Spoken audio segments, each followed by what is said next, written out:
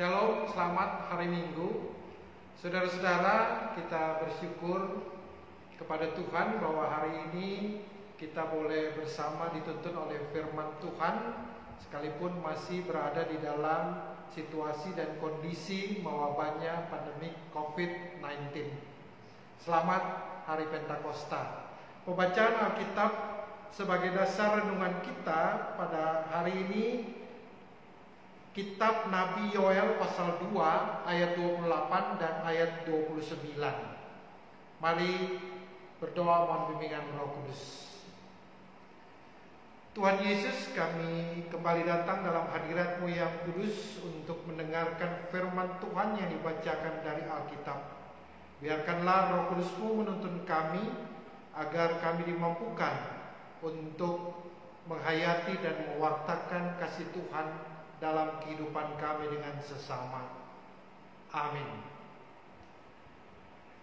Kitab Nabi Yoel pasal 2 ayat 28 dan 29 menyatakan hari Tuhan. Kemudian daripada itu akan terjadi bahwa aku akan mencurahkan rohku ke atas semua manusia. Maka anak-anakmu laki-laki dan perempuan akan bernubuat. Orang-orangmu yang tua akan mendapat mimpi, teruna-terunamu akan mendapat penglihatan-penglihatan. Juga ke atas hamba-hambamu laki-laki dan perempuan akan kucurahkan rohku pada hari-hari itu. Demikian firman Tuhan. Saudara-saudara kekasih Tuhan, hari ini kita merayakan hari Pentakosta atau peringatan peristiwa turunnya Roh Tuhan, peristiwa turunnya Roh Kudus. Dalam tradisi Yahudi, Pentakosta adalah hari ke-50 sesudah Paskah, kebangkitan Yesus Kristus, atau juga disebutkan dengan hari raya 7 minggu. Jadi setelah Paskah ini adalah hari minggu ke-7 yang disebut dengan hari Pentakosta. Nah, saudara-saudara, Pentakosta adalah turunnya Roh Kudus yang harus dimaknai sebagai karya keselamatan Allah yang mengaruniakan spirit atau semangat hidup dari kekuatan dan kemampuan hidup Allah. Artinya, kekuatan dan kemampuan hidup Allah diberikan seluruhnya kepada manusia. Karena Tuhan tidak saja memberi rohnya kepada manusia, tetapi juga diri dan hidupnya kepada manusia. Mari kita lihat Kitab Kejadian pasal 2 ayatnya yang ke-7 menyatakan, ketika itulah Tuhan Allah membentuk manusia itu dari debu tanah dan mengembuskan nafas hidup ke dalam hidungnya. Demikianlah manusia itu menjadi makhluk yang hidup. Saudara-saudara, nafas hidup atau ruah dalam bahasa Ibrani adalah jiwa atau nafas yang diberikan Allah kepada manusia, yang menandakan bahwa Allah hadir dalam seluruh hidup manusia. Dimanapun manusia ada, di situ Allah ada. Dimanapun, kemanapun manusia pergi, di situ Allah ada. Tema utama kitab Nabi Yoel adalah hari Tuhan, yaitu suatu hari di mana Tuhan datang kembali, atau suatu hari di mana kedatangan Tuhan kembali. Nabi Yoel mendapat penglihatan bahwa hari Tuhan itu sebagaimana dinyatakan di dalam Yoel pasal 2 ayat 30 dan ayatnya yang ke-31. Aku akan mengadakan mujizat-mujizat di langit dan di bumi, darah dan api dan gumpalan-gumpalan asap. Matahari akan berubah menjadi gelap gulita dan bulan menjadi darah sebelum datangnya hari Tuhan yang hebat dan dahsyat itu. Nabi Yoel memberikan gambaran hari Tuhan itu seperti itu, dan itu adalah penglihatan dari Allah. Maha dahsyat. Dalam pembacaan Alkitab saat ini, yaitu ayat 28a, kemudian daripada itu akan terjadi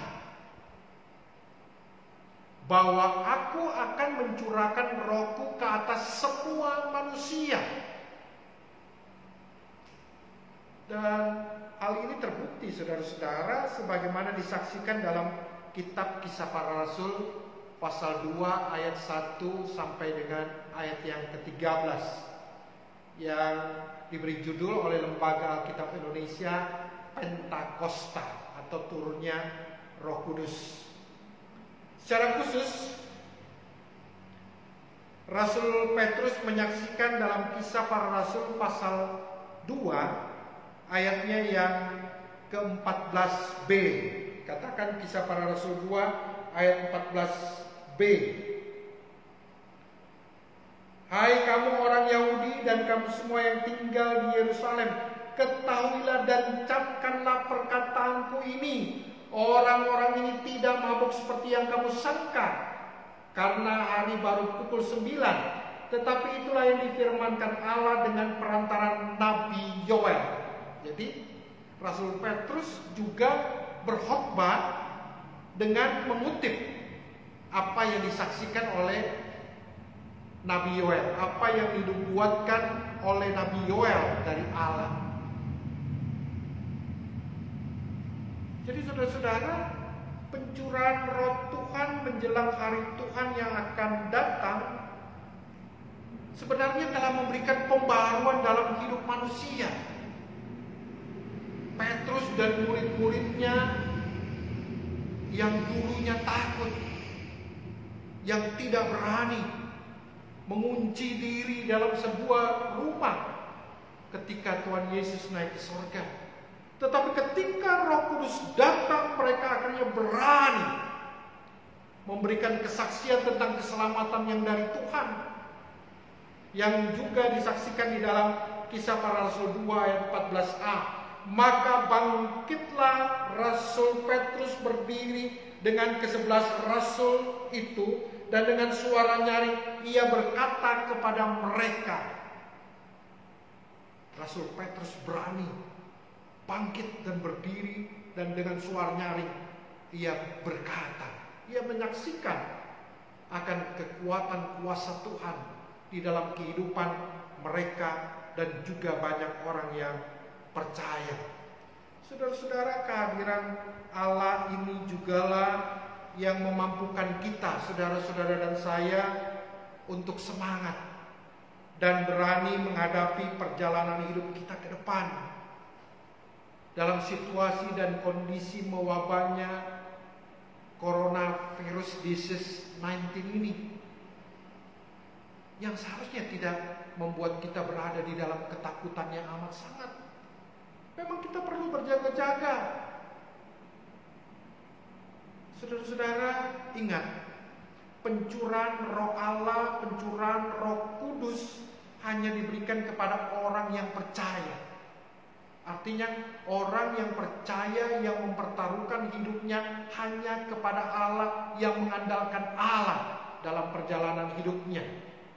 Yoel pasal 2 ayat 32a tadi menyatakan, dan barang siapa yang berseru dalam nama Tuhan akan diselamatkan. Jadi orang yang berseru, orang yang percaya, orang yang berdoa kepada Tuhan, yang menyerahkan hidupnya kepada Tuhan, yang meminta kepada Tuhan, mereka yang diselamatkan. Kalau kita lihat Injil Yohanes pasalnya yang ke-14 ayat 15 sampai dengan ayatnya yang ke-19 memberikan kesaksian. Jikalau kamu mengasihi aku, kamu akan menuruti segala perintahku. Aku akan minta kepada Bapa, dan ia akan memberikan kepadamu seorang penolong yang lain, supaya ia menyertai kamu selama-lamanya, yaitu Roh kebenaran. Dunia tidak dapat menerima dia, sebab dunia tidak melihat Dia dan tidak mengenal Dia. Tetapi kamu mengenal Dia sebab Ia menyertai kamu dan akan diam di dalam kamu. Aku tidak akan meninggalkan kamu sebagai yatim piatu. Aku datang kembali kepadamu. Tinggal sesaat lagi dan dunia tidak akan melihat aku lagi, tetapi kamu melihat aku, sebab aku hidup dan kamu pun akan hidup. Saudara-saudara, kiranya Roh Tuhan menyertai dan menuntun kita menjalani era normal setelah pandemi COVID-19 ini. Dalam era normal itu, new normal ini, kita harus melihat bagaimana Tuhan menyertai kita yang sungguh percaya, yang mempertaruhkan hidup kita kepada Tuhan. Amin. Mari berdoa. Kami datang dalam hadirat-Mu yang kudus lagi kepadamu ya Tuhan, bersyukur di hari Pentakosta ini Engkau mengingatkan kami bahwa Engkau akan mencurahkan Roh-Mu kepada kami yang sungguh percaya, yang mempertaruhkan hidup kepada Tuhan, yang mengandalkan Tuhan, yang berseru-seru hanya kepada Tuhan. Engkau tidak pernah meninggalkan kami ya Tuhan, bahkan menuntun seluruh kehidupan kami. Karena itu ya Tuhan, kami tetap mau mempertaruhkan pemerintah kami. Dari pusat sampai pelosok tanah air ini, berikan hikmat kepada mereka sebagai hamba-Mu ya Tuhan, agar mereka dapat menangani pandemi COVID-19 ini, dan mereka juga dapat memberikan solusi yang memberikan kenyamanan, ketenangan, ketentraman bagi kehidupan masyarakat, khususnya di Indonesia ini. Bapa dalam surga, kami juga tetap berdoa bagi situasi kondisi yang akan berubah menjadi era new normal. Kiranya tatanan baru dari kehidupan manusia, bahkan bergereja, menjadi tuntunan Tuhan untuk kami tetap hidup dan tetap berserah kepada Tuhan. Bapa dalam surga, lindungi kami semua.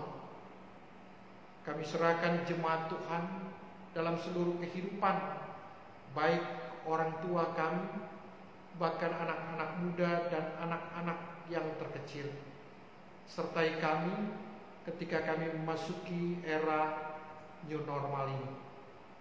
Kami serahkan akan para medis yang sedang dan terus berjuang untuk merawat, untuk memberikan bantuan kepada pasien COVID-19, baik mereka yang disebutkan sebagai ODP, PDP, bahkan yang positif corona. Bapa dalam surga, sertai kuatkan mereka, berikan juga mereka kesehatan dan tetap semangat. Kami tetap menyerahkan jemaat Tuhan yang berada di dalam sukacita pertambahan usia, kelahiran, bahkan berkat perkawinan, tapi juga mereka yang masih bergumul dalam kehidupan mereka setiap hari. Berkati dan berkati kami dalam perjalanan hidup kami. Engkau berikan hikmat kepada kami majelis jemaat agar dapat menuntun kehidupan jemaat Tuhan memasuki era new normal.